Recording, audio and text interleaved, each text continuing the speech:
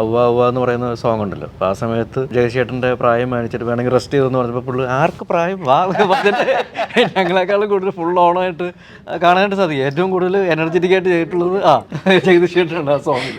അല്ല, എനിക്ക് ചാക്കോച്ചൻ്റെ കൂടെ പിടിച്ചു നിൽക്കണം. ചാക്കോച്ചൻ ഗംഭീര ഡാൻസറാണ്, അറിയാമല്ലോ. അപ്പോൾ ചാക്കോച്ചൻ പഠിക്കാൻ എടുക്കുന്ന സമയത്തിൻ്റെ ഇരട്ടി സമയമാണ് ഞാൻ പഠിക്കാൻ എടുക്കുന്നത്. ചാക്കോച്ചൻ ഡാൻസ് മാസ്റ്റർ പറഞ്ഞു കൊടുത്തിട്ട് ഞാൻ ഇത് പഠിച്ചു കഴിഞ്ഞു. എനിക്കാണെങ്കിൽ ഞാൻ മാറി നിന്ന് പഠിക്കും. ഒന്നുകൂടെ അസിസ്റ്റന്റിനെ വിട്ട് പഠിപ്പിച്ച് ടേക്ക് വരുമ്പോൾ പിടിച്ചു നിന്നു എന്നുള്ള സംഭവമുണ്ട്. അല്ല, തെറ്റിച്ചാൽ മോശമല്ലേ? ജഗദീഷേട്ടൻ്റെ യൂണീക്ക് ആയിട്ടുള്ള കുറേ സ്റ്റെപ്സ് ഒക്കെ ഉണ്ടല്ലോ.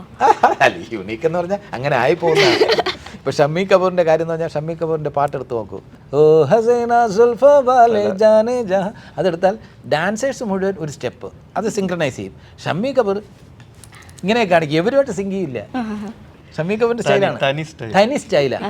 എന്ന് പറഞ്ഞാൽ എൻ്റേതായിട്ടുള്ള സ്റ്റെപ്പ് എന്ന് പറഞ്ഞാൽ ഈ ഗ്രൂപ്പിൻ്റെ കൂടെ സിങ്ക് ചെയ്യാൻ പറയുമ്പോൾ അതത്ര ഈസി അല്ല. അത് സിങ്ക് ചെയ്യുന്ന സ്റ്റെപ്പാണെങ്കിൽ ഞാൻ പഠിച്ച് തന്നെ ചെയ്യും.